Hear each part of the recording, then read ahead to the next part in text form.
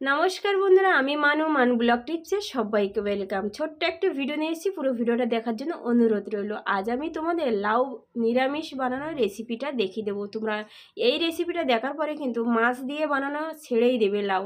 তো যারা নিরামিষ খাও তাদের জন্য এই ভিডিওটা একদম পারফেক্ট।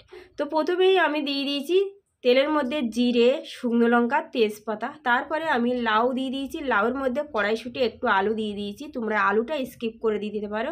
আর ঠান্ডার সময় কড়াইশুঁটি উঠেছে তো ভাবলাম একটু দিয়ে দিই। তোমরা এগুলো কিন্তু স্কিপ করে দিতে পারো, শুধু লাউ দিয়েও বানালেও হবে। তার মধ্যে আমি সামান্য পরিমাণে লবণ, হলুদ দিয়ে আমি ঢেকে রেখেছি।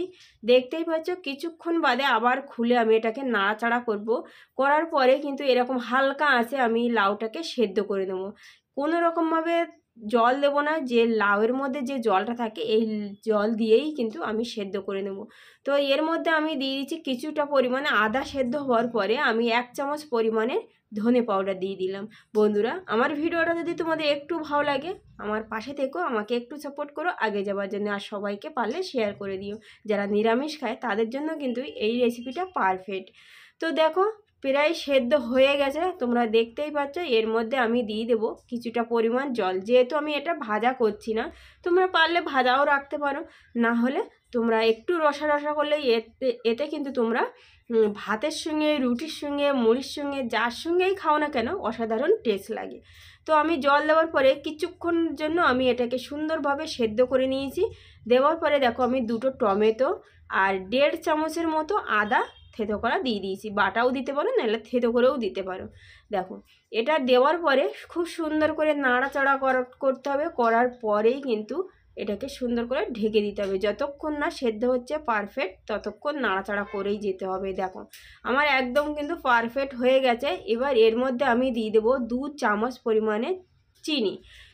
লবণটা তোমাদের স্বাদ অনুযায়ী দেবে। চিনিটা একটু বেশি পরিমাণ দেবে, কারণ লাউ একটু চিনি দিলে নিরামিষ তরকারিতে ভালোই লাগে। চিনিটা দেওয়ার পরে কিন্তু 1 মিনিট ঢেকে তারপরে খুলে সামান্য পরিমাণে গরম মশলা দিয়ে দিলাম। দেওয়ার পরে একটু নাড়াচাড়া করে এটা আবার একটু ঢেকে দিতে হবে।